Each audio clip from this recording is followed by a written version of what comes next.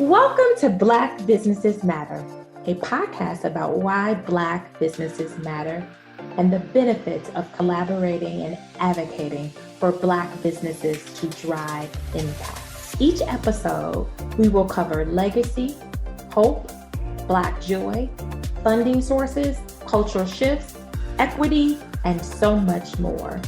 We will provide inspiration and action while spreading some joy to a thriving community of Black business owners and leading thought leaders. Black Business Matters podcast is produced by the L3 Agency, a culturally sensitive influencer marketing and communications firm in Chicago, where relationships are our currency, passion is our profit maker, and people are our bottom line. I'm Larvetta Lofton, your host and founder of the L3 Agency.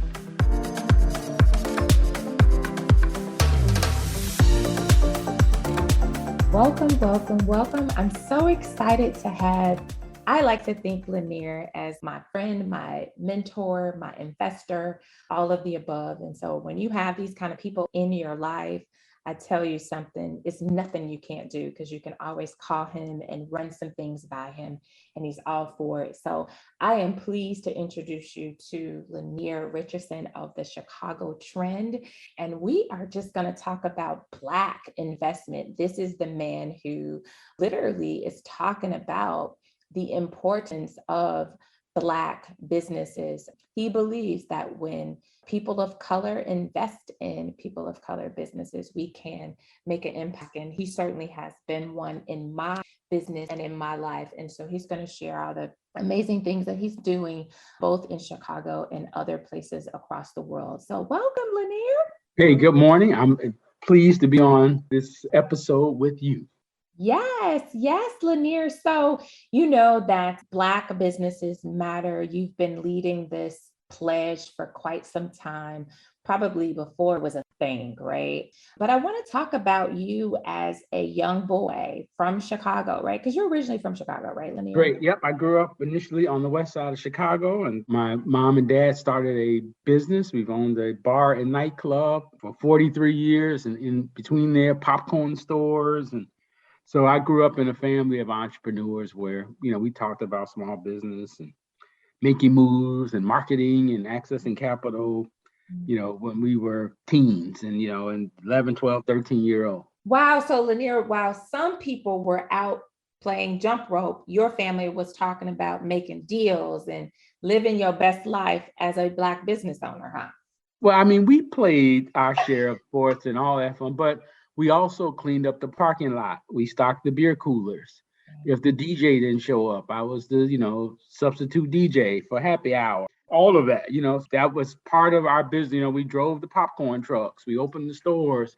Every now and then we closed down the bar and, counted the money at the end of the night. That was an invaluable experience. We didn't realize it at the time, obviously. It was just our way of life. But that little business, the bar and restaurant, put my brother and I through college. My father and mother owned the building, so they were able to, be a base from which we bought a house and bought other real estate and bought properties. And, small businesses matter. It's one of the reasons why, I'm working so passionately, to make sure that more Black-owned businesses get capital and ultimately, own property and, can sustain and grow. And that's from your personal experience. You see it works. Is that what you can honestly say, that because of your personal experience, you know that it works?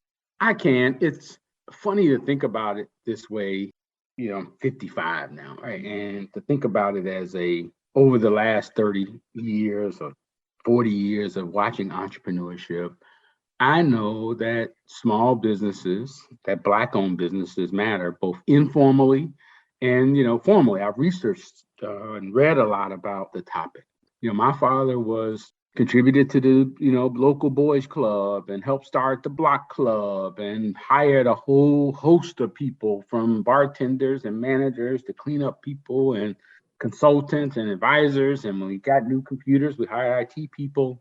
So I know directly and informally that a small little Black-owned business can be an economic engine. And research also proves it out. As you know, I'm a faculty member at Rutgers Business School, and I lead our Center for Urban Entrepreneurship and Economic Development, and just formally researching it. Black-owned businesses are more likely to hire people of color, they're more likely to hire Black people. That Black business owners, on the aggregate, have, can't remember the exact stat, 8 times more net worth than non-business owners. Mhm. So helping people of color, helping Black people own businesses, and it's something that's important to our community. There's a guy in Chicago, you may have met him. I like the way he says it, a guy named Robert Blackwell. Yes. And he also comes from a family of entrepreneurs. And he says it more directly and almost with indignation that if you help Black owned businesses, we'll do our own charity. So right now people think about it as, I'm going to make a donation and I'm going to support. But he's like, if you support Black owned businesses with investment capital, with contract opportunities, that we'll take care of our own community. And there's evidence around the country of business ownership, entrepreneurial activity as a way of strengthening community and strengthening, the economic conditions of our race. Yeah, and making that impact. And I'm so glad that, we're digging into this, because I think we haven't really, on a really global standpoint, and I love that you said we can create our own charities. And so when we're able to do that instead of investing into other things and really, really build a thriving Black ecosystem. And when we're able to do that, we create legacy, right? And so Exactly. I love, your story of really being in a family of entrepreneurs, and then from that entrepreneurship and being able to scale a business. So I want to talk about the BEST Fund. And I think it's incredible because BEST, I love the name BEST. BEST.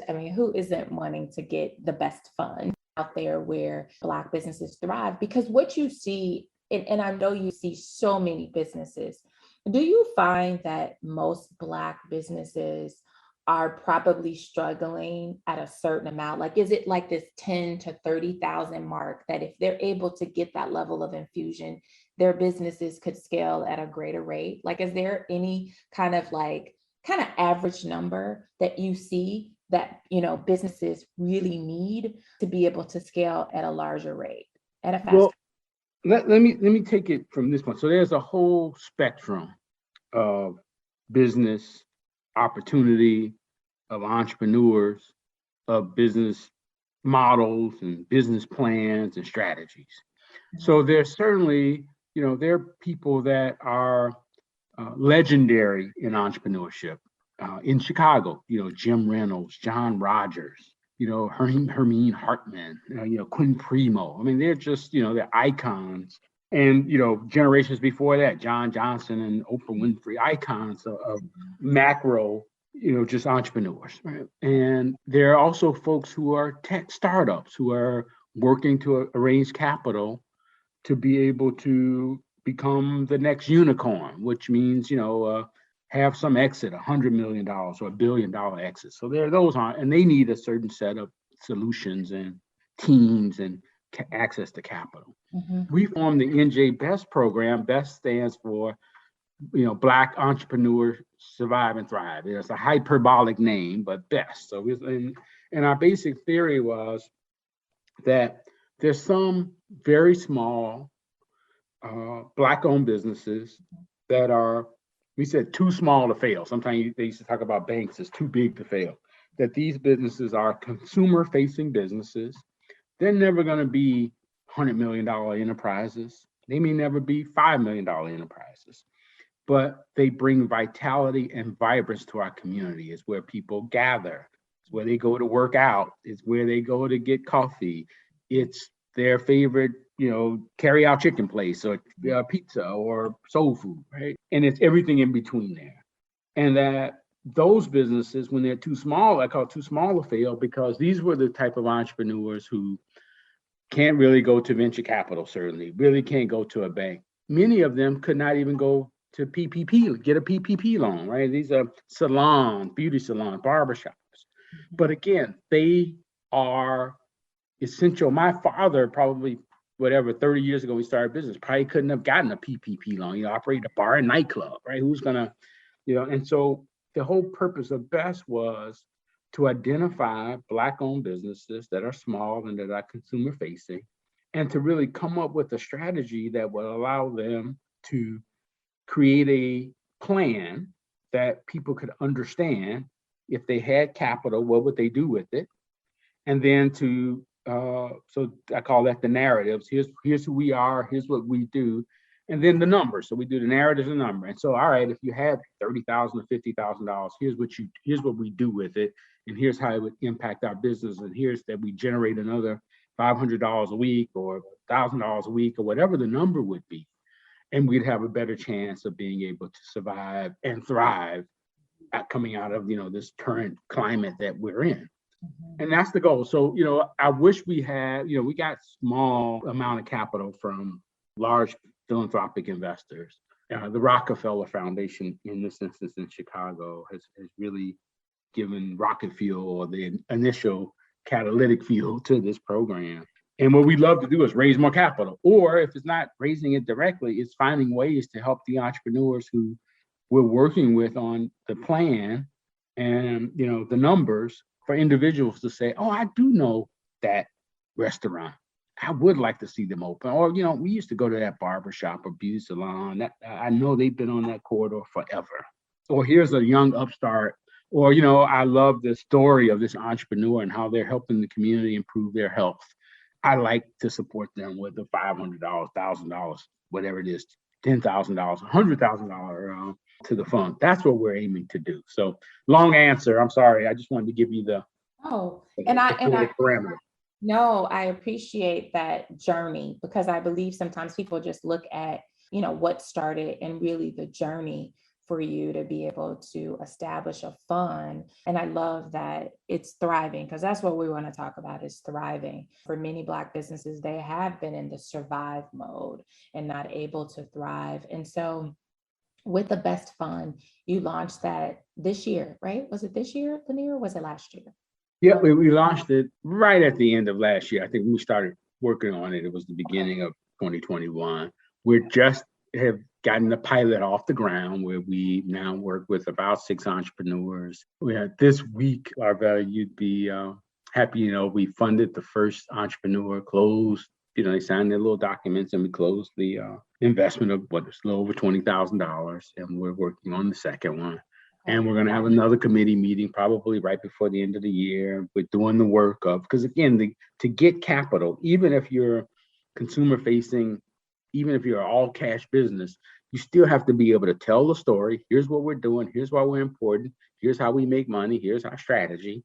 And if we had another $20,000 or $50,000, here's what we do. We're going to buy a new truck, or buy some more equipment, or invest it this way. And if we did that, every week, we're going to, as I said, generate a little bit more revenue, or reduce our expenses in some way that will make our business more profitable and more sustainable.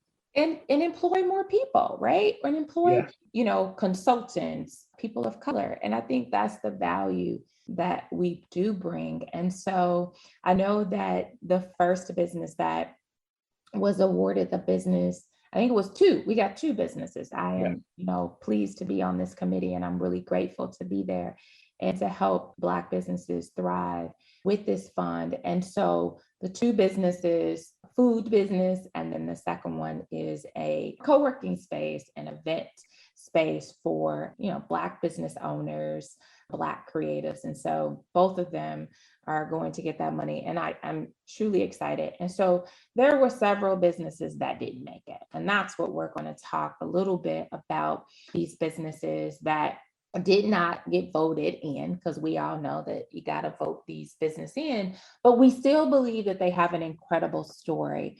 And I love what you said, like, they're in my neighborhood. So how do we connect to people to say, hey, I want to see this business thrive. I want to make sure that their doors don't close, because they are changing the narrative. And so one of those businesses is 360 Mind and Body. And so yes. So 2 things. First, our fund only has $150,000 now. We'd like it to have $1 million or $2 million to really be able to support more Black-owned businesses. So that's A.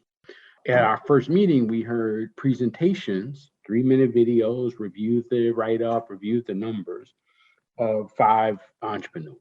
maybe six, I can't remember, 5 or 6 entrepreneurs. Mm-hmm. I think we all, if we had more capital, would have funded all of them, right? Or some portion of their projects.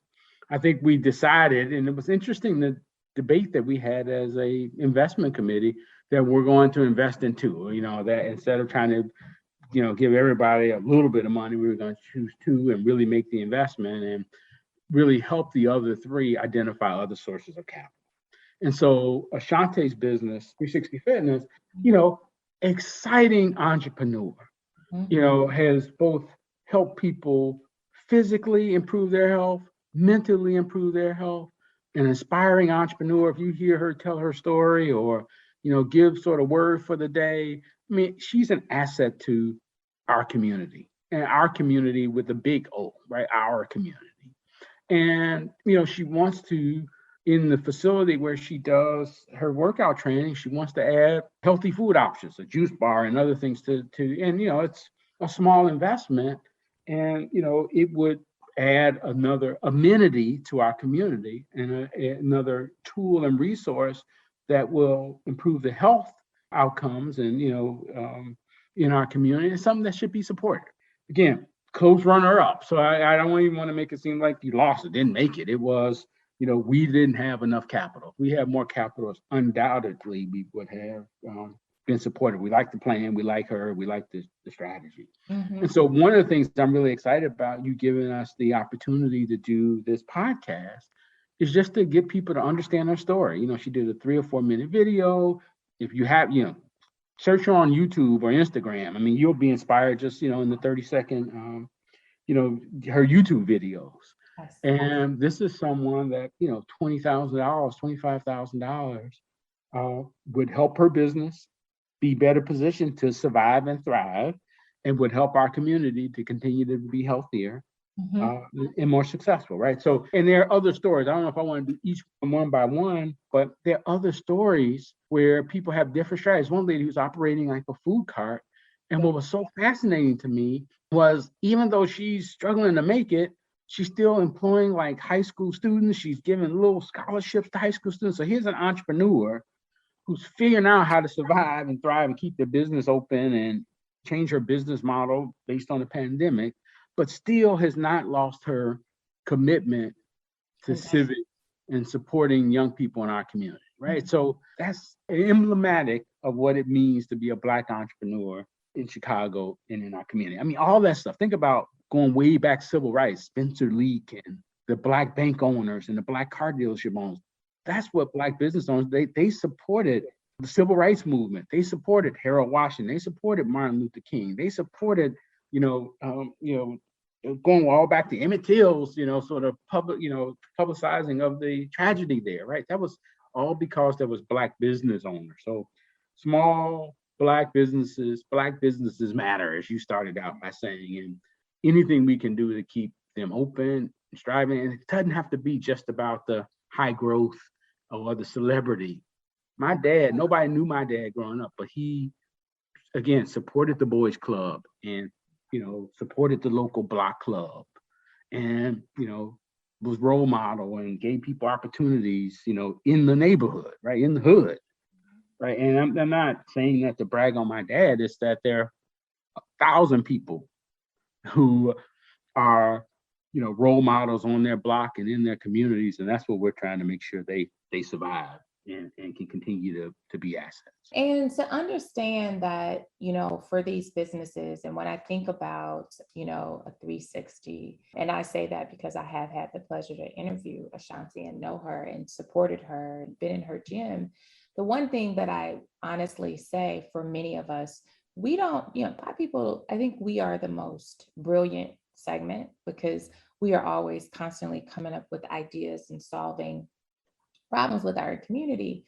But then we have this crazy amount of stress, right, that comes through. And I think one of the things that 360 does, and probably much like many, is that it really is helping highly stressed individuals who run businesses, who are changing the world, but they don't have a space to be able to, unload that level of stress, both mentally and physically. And so I think that in itself, because while we're talking about Black businesses, is, Black health matters. Black health. Making sure that we, as businesses are also shifting narratives and making sure that there is an impact and that there is a culture shift around that. So I'm super excited and making sure that people can support these other businesses. And then on top of it, in Chicago, we have, both the South Side and the West Side, and we're, talking about these businesses that are primarily on the South Side of Chicago, right, Lynier? Most of them. We're trying to find a few businesses in the South suburbs. We're trying to support a few businesses on the South Side, trying to find a few businesses on the West Side. Our hope is that once we fund with the pilot capital we have, we'll fund them, we'll tell their stories, and hopefully we'll get more capital and can support other businesses. That's our personal goal, that 80% of the businesses that we give capital to will survive, recover, use the money as they said they would do it, and continue to be assets for our community. But again, we had $150,000. It's just enough money to get in trouble with, right? And actually, I want to make one other point about the size of our fund and even the size of, you mentioned entrepreneurs being credible. So I think Black entrepreneurs are amazing because there's so much entrepreneurial ingenuity, right? The old line can make $1 out of 15 cents. We can figure out how to be in business, how to, serve our customer, generate revenue, rob Peter to pay Paul as we try to grow, hire people, support causes, and always really underfunded. Yeah. Right. The access to capital is the number one issue. Is the lack of capital, running out of capital is the primary reason that small businesses fail. Right. And I always wonder, what would it be like? How would the world be different if that wasn't the issue? That we keep saying it, Black entrepreneurs don't have access to capital, have insufficient access to capital. A quick aside, I watched a documentary on Netflix probably 3 weeks ago, and it was about this guy named David Geffen, who was like this music executive. And without belaboring the story, he started after getting some success, he decided to start a company called DreamWorks, huge, with Steven Spielberg, whatever. And what he said was, I know that, businesses fail because they're undercapitalized. So we overfunded DreamWorks. And I remember sitting there in that moment saying, what if my business, I'm a Black-owned business, what if Black-owned businesses I try to support were overfunded? I don't know any Black-owned business that's I don't know any either. Right? It's just a paradigm. It's just a different way of thinking. Like, what if, rather in your business, PR and marketing and your podcast business, what if you were overfunded? Just the thought of that. Right now, I often joke, somewhere along the line, somebody must have gotten capital, I don't know, in the 60s or 70s and went to Jamaica or used the money in an inappropriate way, bought a new car or something, right? Bought a Cadillac, right? I'm gonna be stereotypical, right? And that made all the capital providers like extra risk averse, right? Well, we got to know exactly what you're doing, where's it going, blah, blah, blah. We can't give you any more the dollar than you need. But what if a high potential Black-owned company was overfunded? That they could get the computer equipment that they need. They could hire the staff, a real CFO, a real legal, a real marketing team. They could, engage the consultants and expertise. They could really invest in their strategy. And to me, it's just a mind-boggling thought, right? Just how different would that be, right? So here's Ashanti. Imagine if Ashanti's business was overfunded. Yeah. Right? Just saying that sort of tickles me. Right? Yeah. Just like what overfunded. How different, how much impact could she have, right? But if she's doing this underfunded with this impact, and she's got a story of, number of people she's helped and, a body of work underfunded, imagine if she was overfunded. I don't want to harp on it, but it's just, I thought about that all night. And, I'd like to have the overfunded Black business fund, right? And just be like, I know you only need 1,000, but here's 5,000. I know you need $100,000 to implement your plan, but you know what? you're going to have access to up to 200 if you tell us how you use it and it makes sense to us, right? Overfunded, right? Just that's But I appreciate it's silly. It's silly to think of it that way, perhaps. I no, got a dream, right? no. What I hear for me on this side is, it's exceedingly abundantly, right? When we speak on faith, because I do believe for many of us, we live in that space. But imagine if we believed it, right? We know it, but we don't believe that we deserve it, Lynier. And I think that by you saying that, it brought chills to me to know that how amazing would it be to see our businesses overfunded? That's when this guy said it that way. He said, we decided to overfund DreamWorks, so we wanted to give it the highest probability of success. Obviously, it is, right? I love it. Exceedingly abundantly fun. I love it, right? It's like all above all you can think doing. Yeah. Let's do that. And we talk about, like, I was thinking about the Gobble Dogs company, and I love what she's doing. And, and giving people, again, options, other options of eating options. If you don't eat, for many people, they're making better choices. And so having better choices. And I think that's the thing that was why being overfunded will give us better choices too. And so being able to do that, and I'm excited about how we can grow. And I believe having this conversation now is so important, and telling others the importance of investing in your community, investing in these businesses that, live, whether there's 2 miles away or 20 miles away, when you can make a difference. And not to belabor this, but I do know that, being born and raised in Chicago, and you were talking about leaders, I'm reminded of Bishop Brazier and what he was able to do to a community, a Woodlawn community, right? Yeah. And Lynier, you've definitely supported projects in Woodlawn community. And so what he was doing was really making sure that there was real estate ecosystem. And then from there, then let's move the businesses. But we've got to make sure that people can live here and feel safe. And so understanding that, and I do think that that's one of the things that you and your company at Chicago Trend does, is like really building and revitalizing communities so that those people that live in those communities can actually support businesses.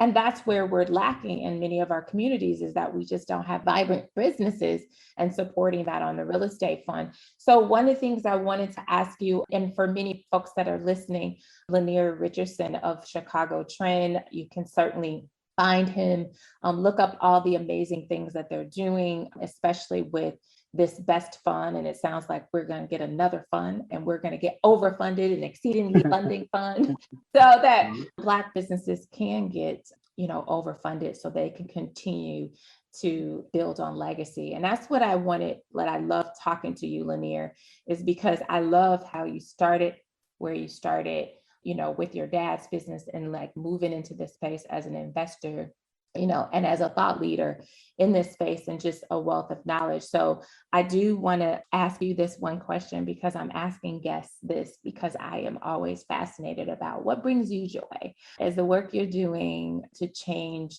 narratives and invest in Black businesses. What brings you joy? So I find joy in connection with people, right? I'm blessed to have a phenomenal family. I have a great wife. My kids are doing really well as they grow from teens into their 20s. I'm thankful that we have health. We have enough money to pay our bills when they become due. Right? I wish we had more, and we're working to have more, right? So really it's about being able to, do the work that I'm passionate about in a way that is about mission as well as money. I always tell people I don't run a nonprofit, but I'm not a profit maximizer either. Right? I never wanted to be a poor nonprofit executive, but I also never wanted to necessarily be a billionaire. It was like I wanted to do this work that in community, helping our community. And it's funny that really in 2020, we were able to start just intentionally saying, I want to help Black entrepreneurs and strengthen Black communities, and not have to say minority and entrepreneurs of color and all this stuff. That's what brings me joy. When I see businesses survive, when I see Black owned businesses being more profitable, and know that some part of our work has had a little bit of impact. And again, we're a small company. We started something just, I pilot stuff. I just do stuff, right? I don't wait till all the pieces are in place. And so that starting stuff and trying to bring energy to ideas around Black community development and Black entrepreneurship, that really does bring me joy. And doesn't, like you always hear people say, do what you're passionate about, doesn't feel like work. Yep. It really doesn't feel like work, right? Even, I thought about our conversation today and what I might say, and, preparing for it didn't seem like work. I just said, all right, I'm gonna get on and talk to my girl, Ivetta, right? My people, right? And so it's not like there's, and, sure, this is work, right? We're spending an hour, and it's not, it's not outside, having a drink or anything, but it's work, right? Or it's not playing golf or, hobbies, but it's passion work. And I hope everybody finds work that they're so passionate about that it does bring you joy. And it does bring you joy. And I think, as I continue to interview all these amazing people, I really love that every time I ask that question, I think it's so dynamite, because so many people really do want to make a difference in the world in their own businesses, and we don't see them as that. And I love that you said, I didn't aspire, I'm not trying to be a billionaire, right? But I am here to make an impact. I think that that's so powerful that you share that, because I think the world needs to understand, as we continue to bring this conversation of Black businesses matter. But I will say this, it is when Black investors invest in Black businesses when you see impact, because that is something that people don't have. They don't have those examples. And it is a sense of validation. And so, Lynier, you do give that sense for like, wow, he sees value in my business. And so for many business owners, they suffer in that space. A lot of this is trauma, right? And so many things like that. So I think for that, you're making a joy. Best Fund, when is the next round? I know we're working on another round, but yeah, what's next for Best Fund? I know we talked about overfund on this episode, but need to bring no, it for back. Best Fund. That. No, for Best Fund. So there's three things I'd love people to know. One is we have 3 or 4 Black-owned businesses that have a compelling case, a business model, and a story. And $25,000 to $50,000 of capital would give them a better chance of surviving and thriving. And if you want to hear those stories, please, you can contact Lyneir, you can contact me. I'm LinkedIn, Lyneir Richardson. Just LinkedIn, and we'll send you their stories. And we try to be this trusted intermediary of doing the work, but the money's not coming to us. So we will put you in contact with the entrepreneur directly. We'll send you that material, or we could be an intermediary if that's what an investor wants. So we need another $150,000 of capital to continue to grow the fund, right? The next $150,000 to continue to grow our fund and to support these entrepreneurs. That's A. B, we're going to see 4 more entrepreneurs. I believe our new planning is to do it right before the end of the year. We're doing the homework now, creating the narrative, creating the business plan, doing the financial model, so that we can demonstrate that if this company had the cash, here's how they would do it, and here's how they would be stronger. That's happening in December. And so we're going to have other funds, another round of entrepreneurs to consider. And then finally, anybody that's interested, you don't have to be a billionaire. You don't have to be a banker, right? You don't have to be the MacArthur Foundation and big foundation. We can do what we have where we are, right? However that statement goes. So if you have $1,000 or $10,000, if you're working in a corporate community, if you're a pastor of a church and you have a church entrepreneurship fund, if you are a program officer at a foundation, or your corporation has a fund where the employees want to engage with local business community, we have strategies that is all about getting capital and helping people of color own businesses and own real estate in the communities with the goal of strengthening our community. This has been awesome, Lynier.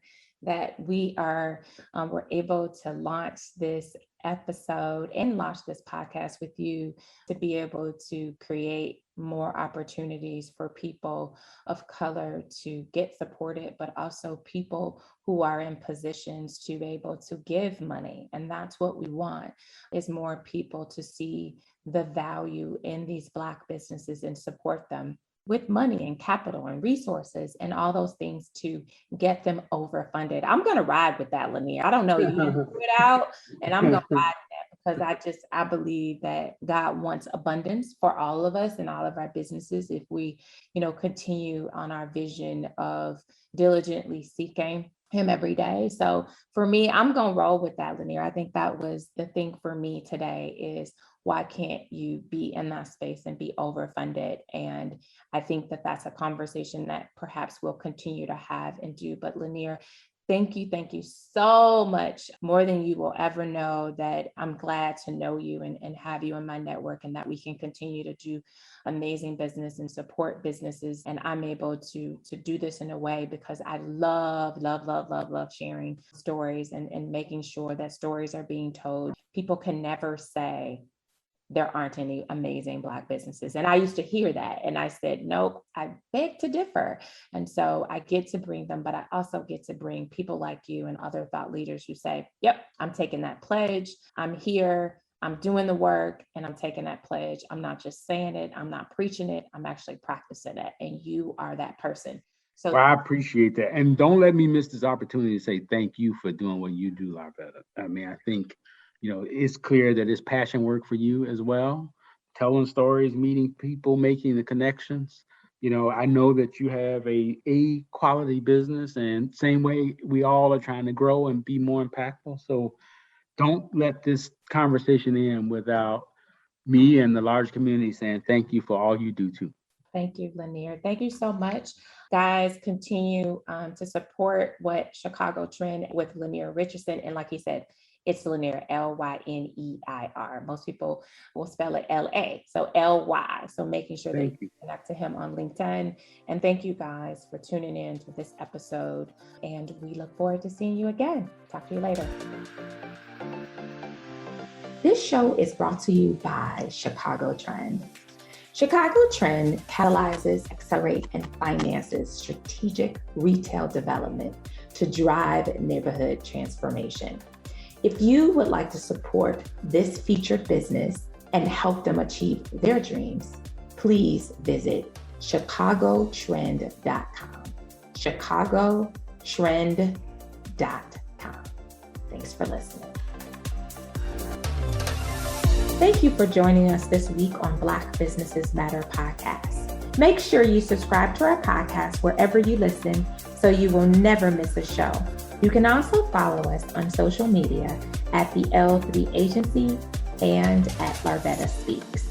If you love the show, leave a rating so that we can continue to bring you impactful episodes. You can also take the pledge and order our merch at our website at thetl3agency.com. THEL3agency.com. Thanks for listening and see you next week.